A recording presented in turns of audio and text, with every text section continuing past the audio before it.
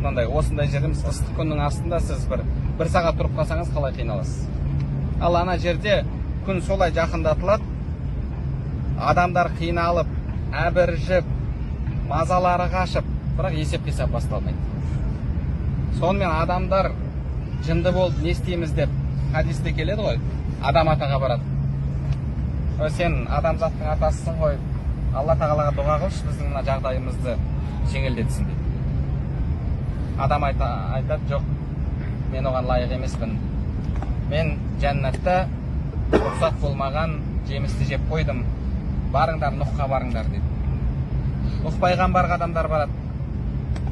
Уа Нұх, бізге көмектес деп. Нұх алейхиссалам айтады, әр пайғамбардың қабыл болатын бір дұғасы бар. Мен ол дұғамды қауымыма қарсы жасап қойдым. Барыңдар, басқа пайғамбарға барыңдар. Сөйтіп адамдар басқа пайғамбарға барады. Ибрахим алейхиссаламға барады. Исмаил, Исхақ, Яқуб, Муса, осылайша пайғамбарларға барып жүреді. Дұға қылыңдаршы, мына жағдайдан құтылайық деп. Сонда бәрі мен оған лайық емеспін деп келесі бір пайғамбарға жіберіп отырады да, соңында Айса алейхиссалам Мұхаммад саллаллаху алейхи вассаламға барыңдар. Енді не үшін адамдар бірден пайғамбарымызға бара салмайды? Алла тағала пайғамбарымыздың дәрежесін, орнын көрсету үшін солай қылып қойды. Соңында пайғамбарымыз саллаллаху алейхи вассаламға барады. Пайғамбарымыз саллаллаху алейхи вассалам сол жерде дұға жасап, Алла тағаладан сұрап, сонымен есеп қисап басталады. Есеп қисап болады. Есеп қисаптан кейін адамдар қалай қарай жол жүреді? Сырат көпіріне қарай. Пайғамбарымыз саллаллаху алейхи вассалам айтады, Сырат көпіріндегі жағдай сондай ауыр дейді, бүкіл адамдар барлығы өзім деп қалады, жалғыз мен ғана Алла тағала үмбетімді құтқар деп сол жерде дұға қылып тұрамын дейді. Қараңыз, пайғамбарымыз саллаллаху алейхи вассалам сізбен махшар майданында бірге, қолынан келгенше Алла тағала берген мүмкіндікті шеңберінде сізге көмектесіп жатыр. Енді Сырат көпірінде де сізге дұға жасап тұр. Адамдар Сырат көпірінен өтеді. Сырат көпірі бұл тозақтың үстіне құрылған көпір. Бір адамдар Сырат көпірінен найзағайдай өтеді. Бір адамдар шапқан аттай өтеді. Бір адамдар жүгірген кісі сияқты өтеді. Бір адамдар жай жүріп жатқан адам сияқты өтеді. Әркім амалына, дәрежесіне байланысты өтеді. Енді бір адамдар күнәсі көп, еңбектеп, қиналып өтіп жатады. Сырат көпірінің жанында ілгіштер бар. Денесін жырып, әйтеуір тілім болып біреулер өтеді. Біреулерін іліп, тозаққа құлатады. Сөйтіп, енді пайғамбарымыз саллаллаху алейхи вассалам Сырат көпірінен адамдар өтіп, Сырат көпірінен кейін ар жағында не тұр? Жәннат тұр. Мына жағында үлкен пайғамбарымыздың хауызы бар. Яғни, былайша айтқанда, бұлақ. Су жиналатын орын. Жәннаттағы Кәусар деген бұлақтан ағып келетін су сол жерге жиналады. Енді адамдар шаршап, қиналып өтеді. Сол жерде пайғамбарымыз саллаллаху алейхи вассалам енді үмбетін өзінің қолымен оларға су береді. Пайғамбарымыз саллаллаху алейхи вассалам айтады, ол суды ішкен адам ешқашан шөлдемейді деді. Енді сөйтіп шаршап өтті, адамдар қиналды, терлеп. Пайғамбарымыз саллаллаху алейхи вассалам әрқайсысына оның былайша айтқанда өз қолымен су беріп жүр. Мә, су іш деп, шөліңді бас деп. Адамдар шөлін басып, су ішіп болғаннан кейін енді не істейді? Жәннатқа кіру керек. Пайғамбарымыз саллаллаху алейхи вассалам барып, жәннаттың есігін қағады. Ар жақтан періште кім есікті қағып жатқан дейді. Пайғамбарымыз саллаллаху алейхи вассалам мен Мұхаммадпын дейді. Сонда періште Алла тағала маған жәннаттың есігін сенен басқа ешкімге ашпауға бұйырған дейді. Сөйтіп пайғамбарымызға періште жәннаттың есігін ашып, пайғамбарымыз саллаллаху алейхи вассалам адамдарды бастап Сырат көпірінен өткендерді жәннатқа кіргізеді. Сөйтіп былайша айтқанда өзінің үмметін жәннатқа жайғастырады. Және пайғамбарымызға берілген сондай тағы бір шапағаттың түрі бар. Пайғамбарымыз саллаллаху алейхи вассалам жәннаттың ішіндегі адамдарды, жәннат 8 жәннат қой, 8 дәрежеден тұрады. Сол мысалы эконом классқа түсіп қалғанды бағанағы комфортқа тағы басқасына ауыстыруға, яғни тағы да одан да биіктеу жәннатқа ауыстыруға пайғамбарымыз саллаллаху алейхи вассалам Алла тағала шапағат берген. Сөйтіп сол жерде араша түсіп қанша адамдарды тағы да жоғарырақ жәннатқа кіргізуге жұмыс жасайды. Сөйтіп жәннаттағылар жайғастырып болғаннан кейін енді болды ма, сонымен демала ма? Мына жақта қанша үмбеті тозаққа құлап кетті ғой. Намаз жоқ, оразасы жоқ, әйтеуір мұсылман деген аты бар. Бірақ амалы жоқ, жәннат тозаққа лайық болып, тозаққа түсіп кетті. Пайғамбарымыз саллаллаху алейхи вассалам енді шырылдап Алла тағалаға дуа қылады. О Алла тағала, менің тозаққа түсіп кеткен үмбетім бар мына жақта. Соларға шапағатшы болайын дейді. Имам Термизи келтірген хадисте пайғамбарымыз саллаллаху алейхи вассалам айтады: "Шафаати ли ахлил кабаири мин уммати." Менің шапағатым үмбетімнен, менің күнәһар болған үмбетіме арналған шапағатым бар. Сөйтіп шырылдап Алла тағаладан сұрап жүріп, тозақта жануға лайық болған қанша үмбетін алып шығады. Қанша үмбетін пайғамбарымыз саллаллаху алейхи вассалам алып шығады. Қараңыз, оны қазіргі тілде не дейді бұл нәрсені? Мысалы, біреулер сізге бір документ жасап береміз дейді. Және документ жасап береміз деген кезде орысша полный сопровождение дейді. Яғни сіз бірінші барып арыз жазған күннен бастап сол документ толық шығып сіздің қолыңызға тигенше барлық деңгейлерде біз өзіміз жүреміз, өзіміз сонымен айналысамыз деген сөз. Пайғамбарымыз саллаллаху алейхи вассаламды қарасаңыз, ахиретте тура сондай. Сіз қабірден тұрған кезде сіздің жаныңызда, сіз жәннатқа кірсеңіз де, пайғамбарымыз саллаллаху алейхи вассалам сізді былайша айтқанда қолыңыздан жетектеп жәннатқа кіргізеді. Одан кейін тозаққа құлап кеткен үмбетін тағы да шырылдап жүріп, оларға шапағатшы болып, оларды алып шыққысы келеді. Неге? Өйткені пайғамбарымыз саллаллаху алейхи вассалам сіз бен бізді жақсы көреді. Тіпті күнәһар үмбетін де пайғамбарымыз саллаллаху алейхи вассалам жақсы көреді. Болмаса олар күнәһар, олар сол тозаққа лайық деп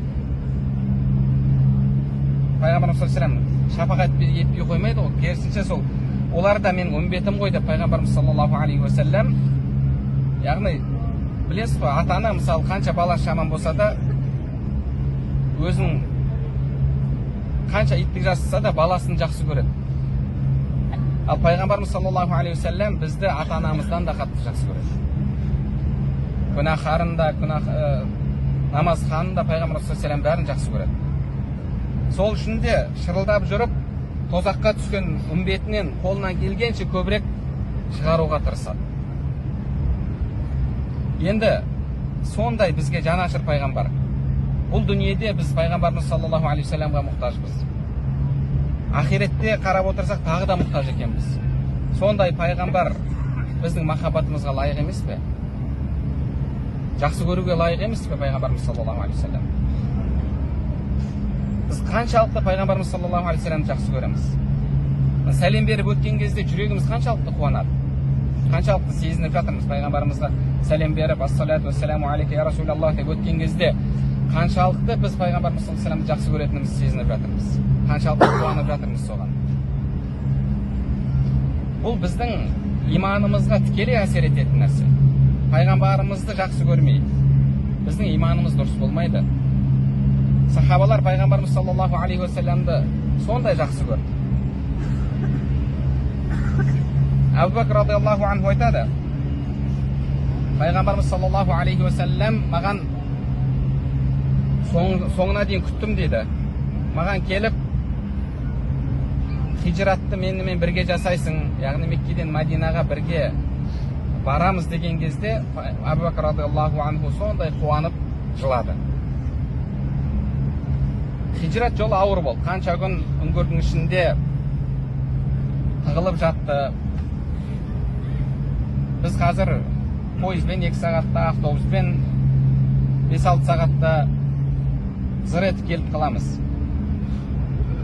Ал пайғамбарымыз саллаллаху алейхи уассалам осы араны түйемен, былайша айтқанда, жүріп өтті. Сол кезде қандай ауыр, күн ыстық.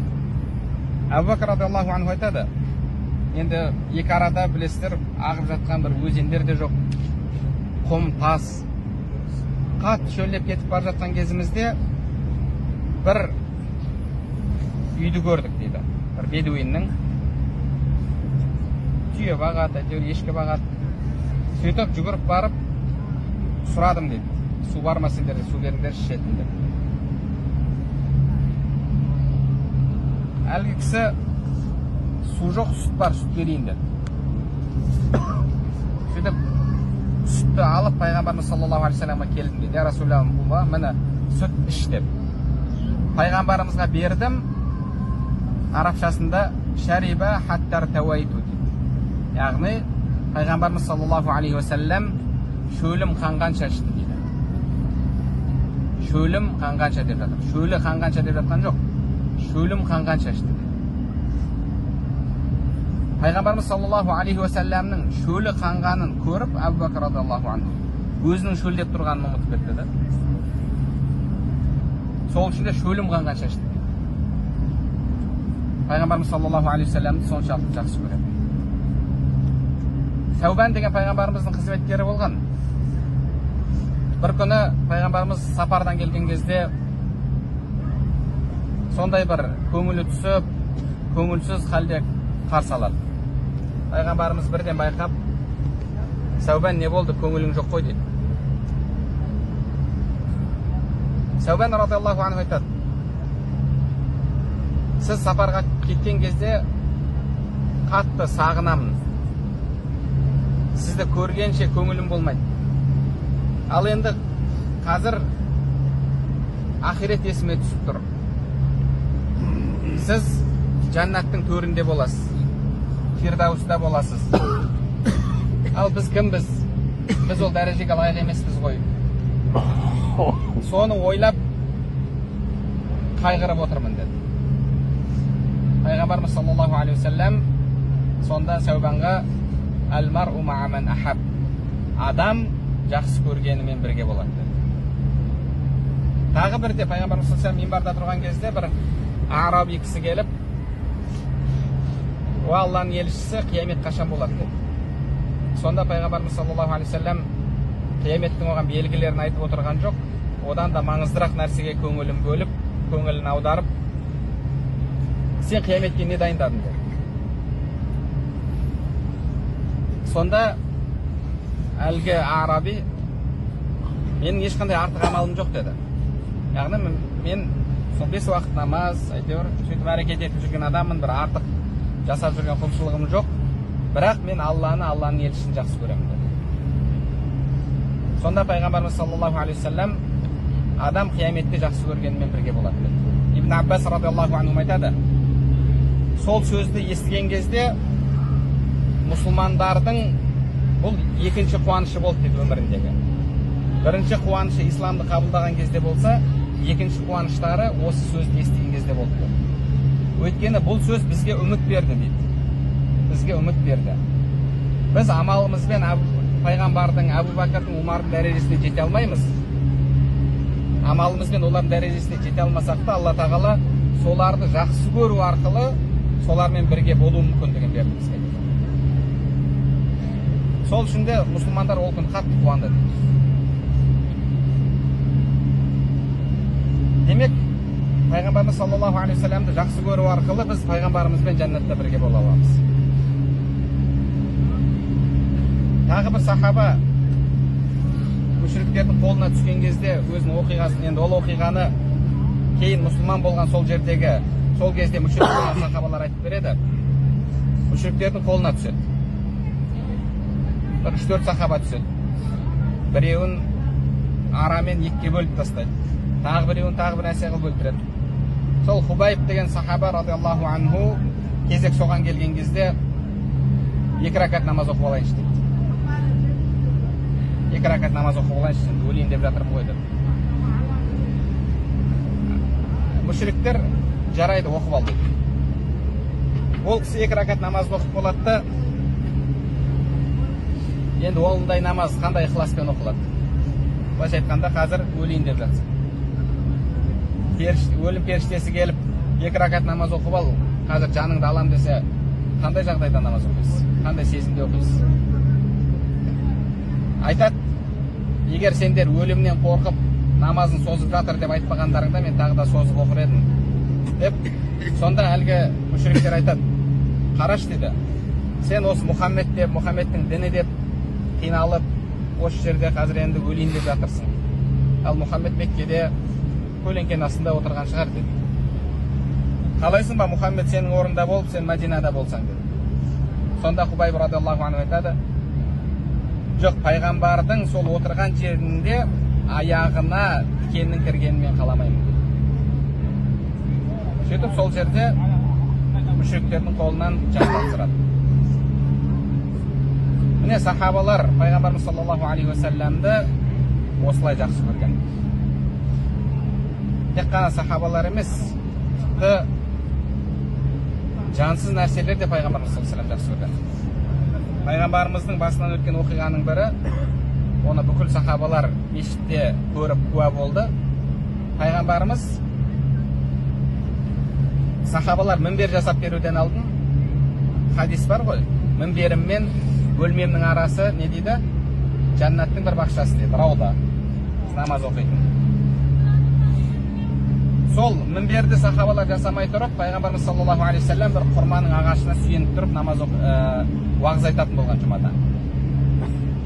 Кейін сахабалар пайғамбарымызға, "Уа Алланың елшісі, біз саған бір мінбер жасап берейік. Биіктеу тұрсаң, даусың жақсырақ естіледі адамдарға. Не дейсің?" деген кезде пайғамбарымыз, "Жарайды, жақсы пікір екен, жақсы ой екен." Сөйтіп сахабалар келесі жұмаға мінбер жасап әкеледі. Енді әдетте сүйеніп тұрып, қолын қойып тұрып, уағыз айтатын құрма ағашы бар еді. Пайғамбарымыз мінберді көріп, мінберге мінген кезде әлгі құрма ағашының жылаған даусы шығады. Пайғамбарымыздың мұғжизаларының бірі. Өксіп жылаған дауыс шығады. Пайғамбарымыз саллаллаху алейхи вассалам барып әлгі ағашты ұстап, былайша айтқанда басынан сипайды. Сонда әлгі ағаш кішкентай баланы анасы, әкесі құшағына басқан кезде қалай өксігін басады, тура солай өксігін басады. Қараңыз, пайғамбарымыз саллаллаху алейхи вассаламды сахабалар былай тұрсын, құрма ағашының өзі солай жақсы көріп, әр жұмада қолын қойып тұратын ағашқа қолын қоймаған кезде әлгі ағаш солай жылар. Неге? Өйткені олар пайғамбарымыз саллаллаху алейхи вассаламды жақсы көреді. Ал енді біз ше, үмбетіміз дейміз, пайғамбарымыз саллаллаху алейхи вассаламға келіп сәлем беріп жатырмыз. Ал бірақ пайғамбарымызбен қарым-қатынасымыз қандай? Пайғамбарымыз саллаллаху алейхи вассаламды қаншалықты танимыз? Жақсы көру үшін тану керек қой. Қаншалықты пайғамбарымыз саллаллаху алейхи вассаламды танимыз? Қаншалықты пайғамбарымыздың өмір баянын білеміз? Қаншалықты пайғамбарымыздың сүннетін ұстанып жүрміз? Алла тағала айтады ғой пайғамбарымызға, "Қул ин кунтум тухиббуналлаха фаттабиуни юхбибкумуллах."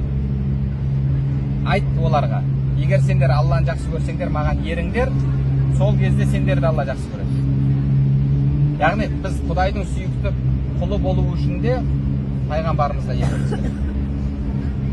Пайғамбарымыз жақсы көруіміз керек. Сол кезде Алла тағала бізді сүйеді. Сол кезде Алла тағала бізді жақсы көреді. Біз мынау Мәдина қаласында жүрген кезде осының барлығын сезініп, жүрегімізде пайғамбарымызға деген сағынышты қолдан келгенше күшейтіп, пайғамбарымызға деген махаббатымызды арттыруға тырысуымыз керек. Билал радиаллаху анху пайғамбарымызды қалай жақсы көрді? Пайғамбарымыз дүниеден өткеннен кейін Мәдинада өмір сүруге шыдай алмады. Көшеге шықса, пайғамбарымыздың жүрген есіне түседі. Мешітке кірсе, пайғамбарымыздың отырған есіне түседі. Минбарға қараса, пайғамбарымыздың минбарға шығып тұрып уағыз айтқан есіне түседі. Михрабқа қараса, пайғамбарымыздың имам болып тұрған есіне түседі. Шыдай алмай, Билал радиаллаху анху Әбу Бәкірге келіп айтады: "Маған рұқсат берші, мен Мәдинадан кетемін" дейді. Әбу Бәкір радиаллаху анху: "Кетпей қал" дейді. "Арамызда бол" дейді. Сонда Билал радиаллаху анху: "Мен шыдай алар емеспін. Пайғамбарымыздың дүниеден өткені мұсылмандарға қатты ауыр тиді ғой. Пайғамбарымыз кімнің басына ауыртпашылық түссе, менің дүниеден өткенімді есіне алсын" дейді. Өткені әрбір мұсылман үшін пайғамбарымыздың дүниеден өткен күні ең ауыр күн болу керек. Билал радиаллаху анху айтады: "Мен шыдай алмайын" дейді. "Сен мені кезінде азат еттің." Білесіздер ғой, қиналып жатқан кезде Әбу Бәкір радиаллаху анху құнын төлеп, Билал радиаллаху анхуды азат етіп алған еді. Егер сол кезде Алла үшін азат еткен болсаң, онда мен жөніме қой дейді. Егер өзің үшін азат еткен болсаң, сенің алдында қарыздар болсам, онда сенің айтқаныңды қылып жарайды қалайын дейді Мәдинада. Әбу Бәкір радиаллаху анху айтады: "Жоқ, мен сені Алла разылығы үшін азат еткем, өзім үшін, нәпсім үшін емес" дейді. "Ондай болса мен кеттім" дейді да Мәдинадан кетіп қалады. Шамға барып жайғасады. Ол кісінің қабірі Дамаск қаласында, Сирияға. Шамға барып жайғасады. Сөйтіп, сол жақта өмір сүріп, бір күні пайғамбарымыз саллаллаху алейхи уассаламды түсінде көреді. "Я Билал, келмей кеттің ғой, бір келіп бізді бір зиярат қылып кетсейші" дейді пайғамбарымыз түсінде. Сөйтіп жолға шығып Мәдина қаласына келіп, пайғамбарымызды зиярат етуге келген кезде алдынан пайғамбарымыздың немерелері Хасан Хусайн шығады. Пайғамбарымыздың дәуірін есімізге түсіріп, бізге бір азан айтып берші дейді. Пайғамбарымыздан кейін азан айтпай қойған еді. Азан айтса жылай береді, азан айтса жылай береді. Сөйтіп, екі немересі, пайғамбарымыздың сүйікті немерелері өтініш білдіргеннен кейін Билал радиаллаху анху азан айтып, "Ашхаду анна Мухаммад Расулулла" деген сөзге келген кезде шыдай алмай тағы да еңіреп жылап жіберді. Билалдың дауысын естіген мәдиналықтардың барлығы пайғамбар келіп қалды ма арамызға, пайғамбардың дәуіріндегі азан ғой деп барлық көшелерге шығып, сол күні бүкіл Мәдина көңіл түсіп, күңіреніп жылады.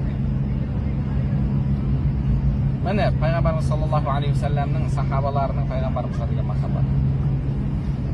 Енді бұл дүниеде пайғамбарға мұқтаж болсақ, ақиретте тағы мұқтаж болсақ, сіз бен бізге ата-анамыздан да жанашыр болса, енді бізді соншалықты жақсы көріп тұрған адамды біз де солай жақсы көруіміз керек емес пе? Мәдина қаласы осы нәрселердің барлығын жүректен өткізіп, сезінуге мүмкіндік беретін орын. Қазір пайғамбарымыз саллаллаху алейхи уассаламның жанында отырмыз.